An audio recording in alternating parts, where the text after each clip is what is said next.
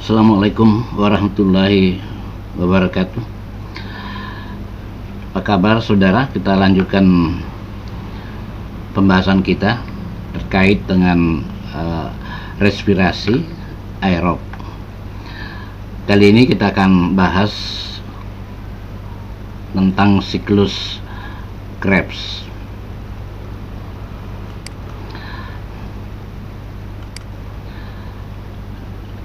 Ada beberapa tujuan yang diharapkan saudara bisa capai setelah mengikuti pembahasan ini. Yang pertama terkait dengan langkah-langkah reaksi siklus Krebs, kemudian peristiwa atau proses reaksi dalam siklus Krebs, kemudian peran asetil koenzim A, FAD, NAD, dan ADP dalam siklus Krebs, kemudian menyatakan bahwa produk siklus Krebs itu ada beberapa hal terkait dengan ini, dan kemudian Anda bisa menjelaskan apa yang akan terjadi pada NADH dan FADH yang dihasilkan dalam siklus Krebs atau siklus asam sitrat. Baik saudara, kita mulai. Saudara sudah memahami bahwa respirasi seluler yang berlangsung secara aerob itu merupakan rangkaian reaksi memecah bahan bakar, dalam hal ini adalah glukosa atau substrat respirasi lainnya. Jadi misalnya ada fruktosa, laktosa, galaktosa, glikogen, dan lainnya sebagai sumber energi yang mengalami pemecahan menjadi molekul yang lebih kecil, yakni CO2, H2O, dan energi. Tentu saja saudara harus pahami bahwa respirasi seluler dalam hal ini adalah aerob itu dilakukan dalam rangka pembentukan energi. Dalam hal ini adalah ATP, adenosin trifosfat, di mana dari ATP inilah kemudian akan bisa kita manfaatkan untuk berbagai aktivitas biologis. Nah saudara, di dalam respirasi secara aerob itu berlangsung dalam 4 tahap utama. Sebagian referensi cukup dengan 3 tahapan. Yang pertama adalah glikolisis. Ini yang sudah kita bicarakan pada video sebelumnya. Lalu reaksi tahutan, penghubung antara glikolisis dan siklus Krebs, dan siklus Krebs yang saat ini kita akan lanjutkan pembahasannya. Dan yang terakhir adalah rantai transfer elektron fosforilasi oksidatif. Yang referensi yang membagi 3 itu menggabung antara poin 2 dan 3 ya. Jadi menggabung pembahasannya antara 2 dan 3 sehingga cukup dengan 3 tahapan utama. Baik saudara, respirasi seluler sesungguhnya adalah sebuah proses biologis di mana terjadi pelepasan energi dari substrat respirasi. Energi yang tersimpan pada molekul glukosa. Dalam pembahasan sebelumnya disebutkan bahwa energi itu pada ikatan-ikatan kimia yang membangun struktur molekul. Nah, saudara, untuk bisa dipahami bahwa oksidasi sempurna, ini ada istilah baru, oksidasi sempurna, itu artinya seluruh energi yang seharusnya keluar dari substrat respirasi, dalam hal ini adalah glukosa, itu keluar, yang seharusnya keluar, karena tidak ada pengeluaran secara total. sebab masih ada tersimpan pada molekul CO2 dan H2O.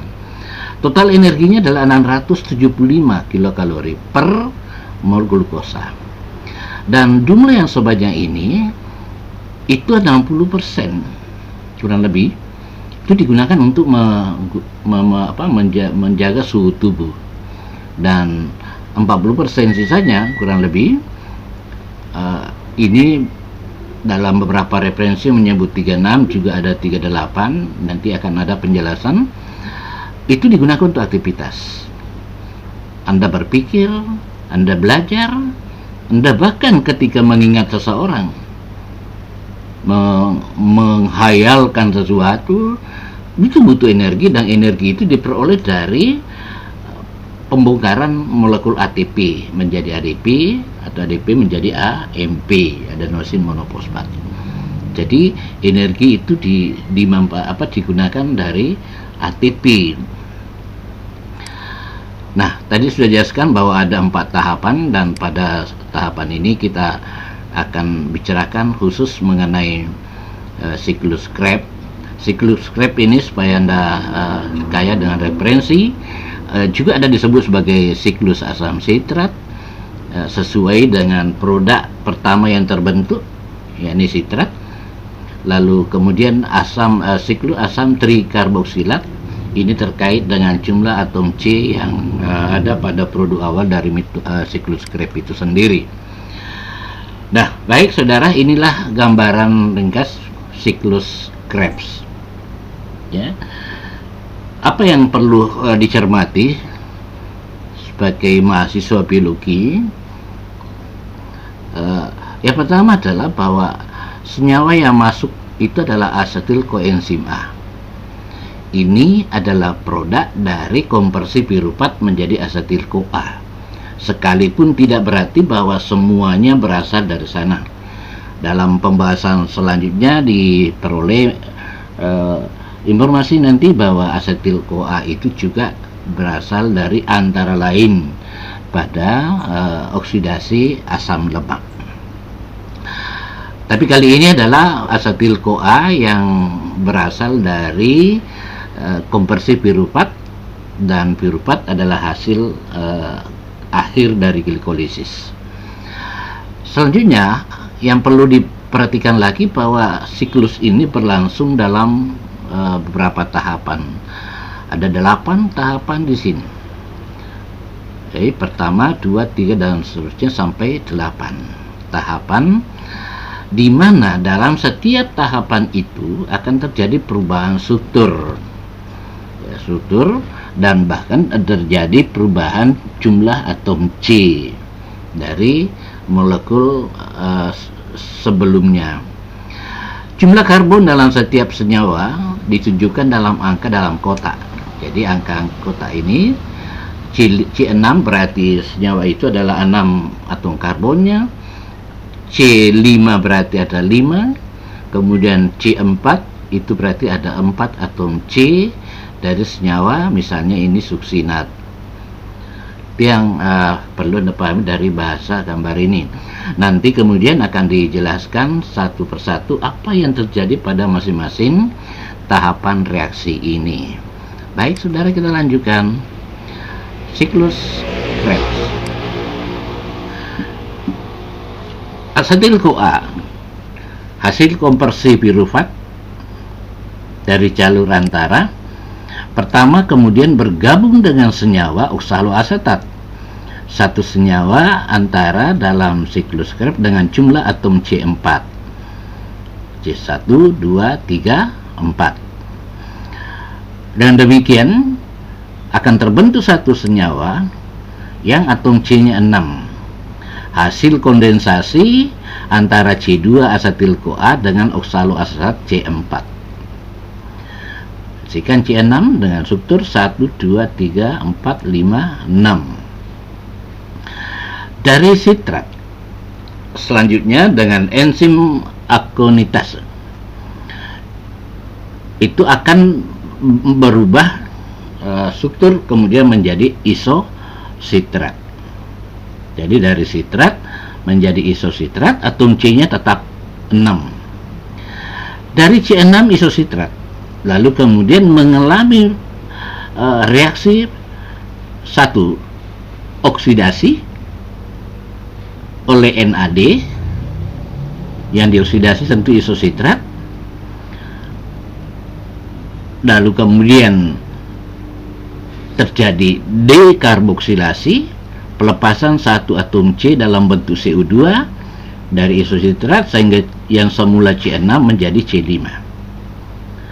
Pada tahapan ini terjadi reaksi dekarboksilasi oksidatif. Dekarboksilasi oksidatif. Ini sudah dijelaskan pada video sebelumnya apa itu dekarboksilasi oksidatif. Itu penting untuk Anda pahami di sini. Sehingga C5 sebagai hasil dekarboksilasi oksidatif tadi itu berasal dari isositrat. Selanjutnya, alfa ketoglutarat pun juga mengalami dekarboksilasi oksidatif. Sehingga yang semula atom C-nya 5 sekarang tinggal 4. 1 C keluar dalam bentuk CO2. Jadi ini 1, 2, 3, 4. Nah, satu catatan tambahan bahwa pada langkah ini dibutuhkan dibutuhkan S koenzim A atau koenzim A untuk proses ini. Dari asuksinil koenzim A, lalu kemudian terjadi fosforilasi terhadap GDP. GDP dengan penambahan fosfat anorganik. GDP itu adalah guanosin difosfat. Ini sama dengan ADP, adenosin difosfat. Yang berbeda adalah basa nitrogennya. Sebagai catatan, pada kuliah metabolisme energi sebelumnya dijelaskan bahwa ATP dan GDP, juga ada nanti ada CTP, itu sesungguhnya hanya berbeda pada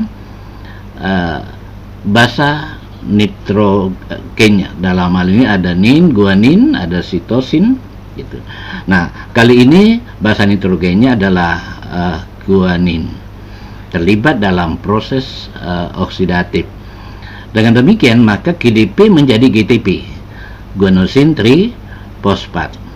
Dalam langkah selanjutnya ini secepat itu kemudian diubah menjadi ATP, jadi berubah menjadi ATP, sehingga di dalam beberapa referensi saudara bisa menemukan langkah ini langsung dituliskan ADP ditambah dengan fosfat anorganik, lalu kemudian terbentuk ATP.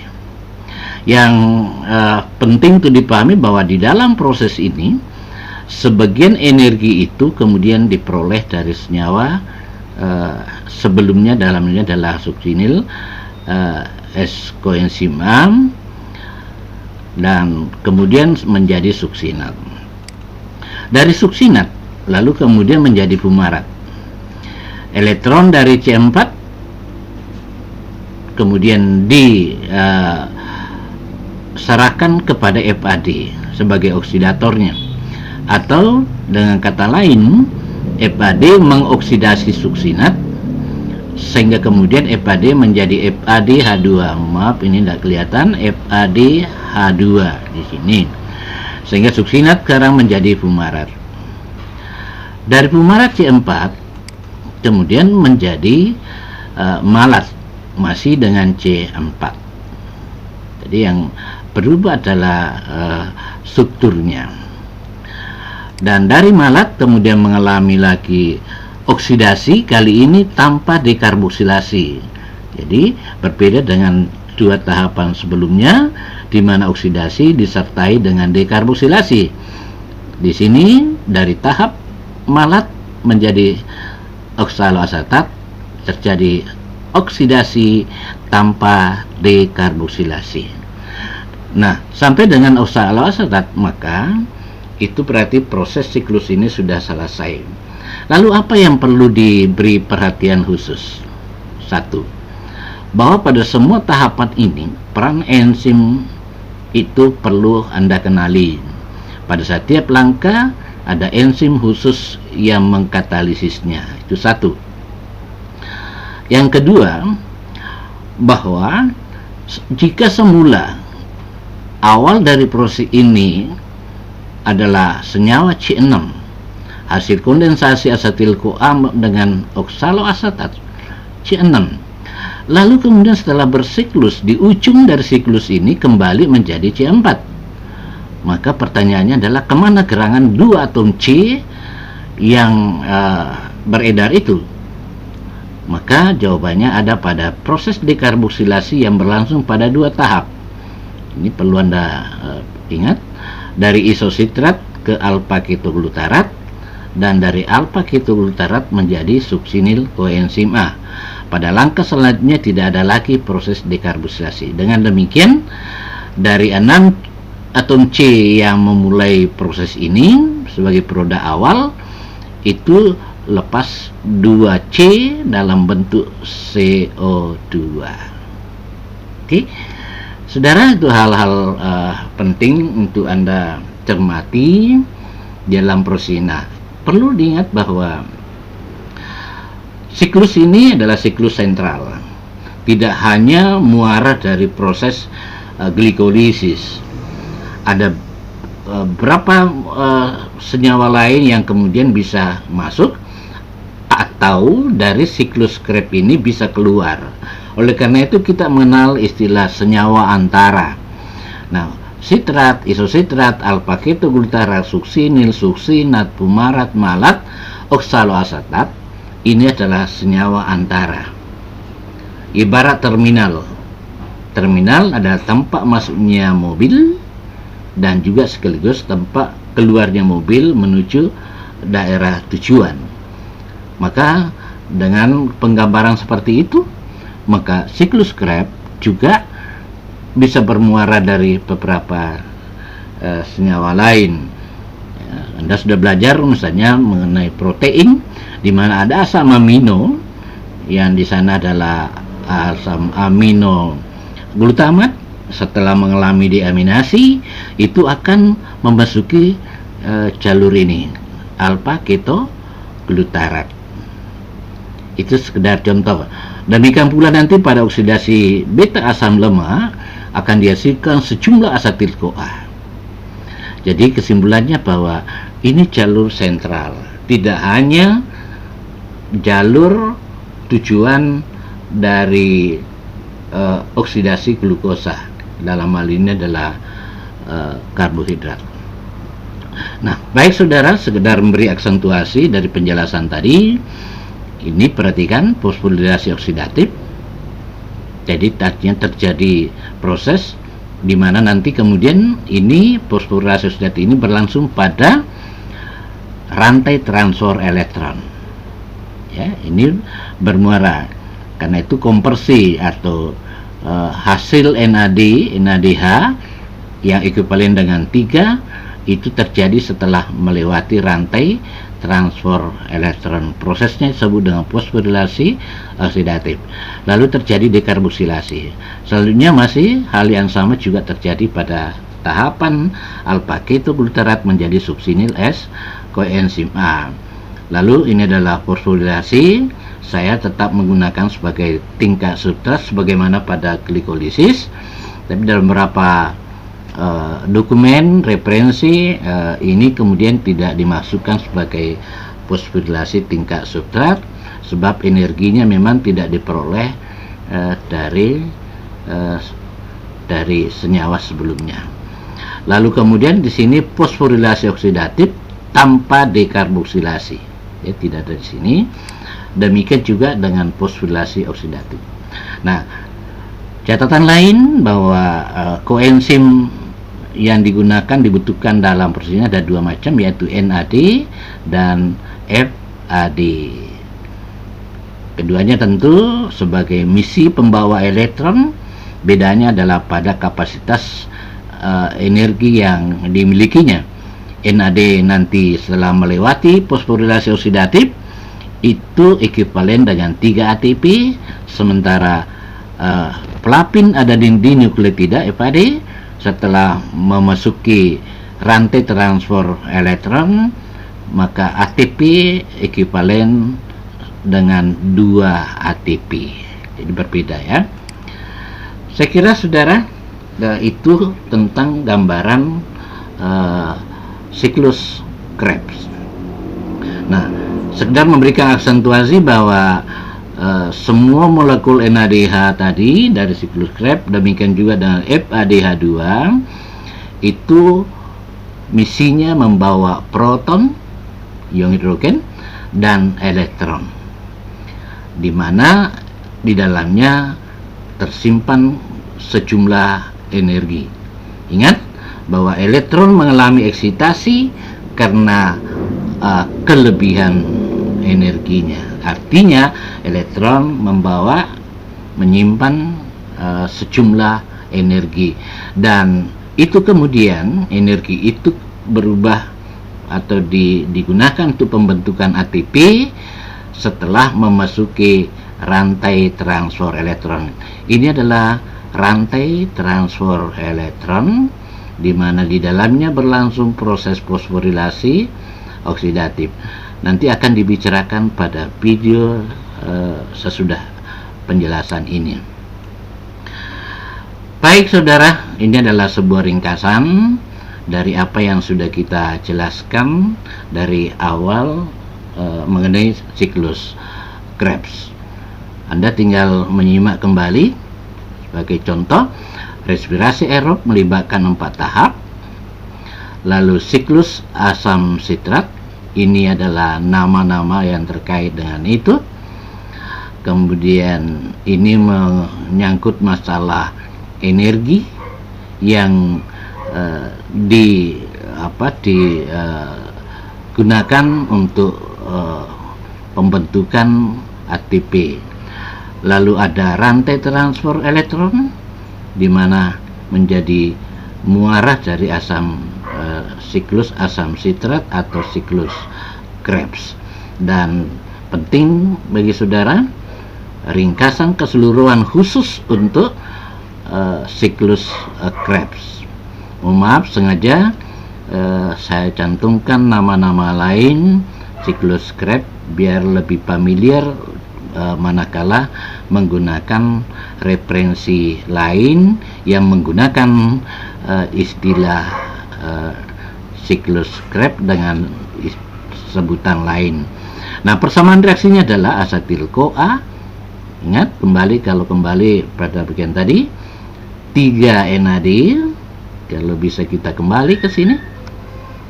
Nah, ini 3 NAD, 1, 2, 3, lalu 1 FAD dan 1 ATP terkait dengan ini. Baik, kita lanjut sini.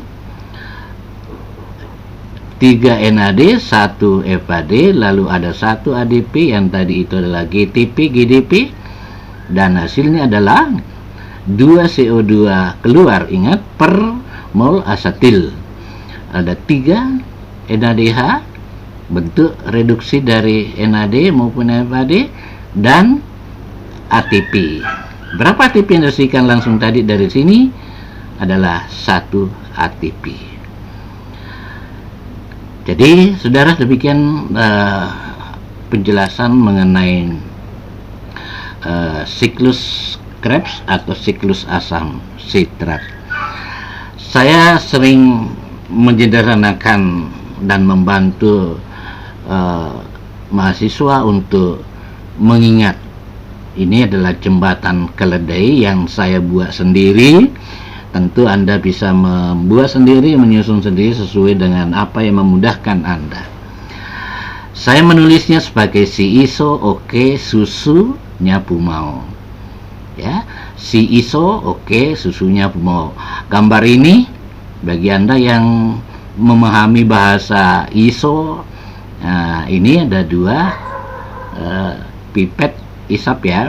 Nah, si iso gitu. Dijelaskan saling isap, tidak ada masalah. Apa yang diisap itu adalah isi dari ini, dan ini adalah gambaran tanda kutip nama seseorang, tapi itu hanya sekedar membantu mengingat saja. Singkatnya adalah si iso oke, susunya mau. Silakan melakukan menyusun jembatan keledai sendiri untuk menggambarkan senyawa antara dalam daur Krebs ini: sitrat, isositrat, oksalosuksinat, ketoglutarat, suksinat, bumarat, malat, oksaloasetat. Jadi kalau singkat, si iso oke, susunya mau. Semoga berguna, bermanfaat saudara, dan kembali bahwa tujuan yang hendak dicapai dari penjelasan ini saudara bisa pahami. Demikian, Assalamualaikum warahmatullahi wabarakatuh. Terima kasih.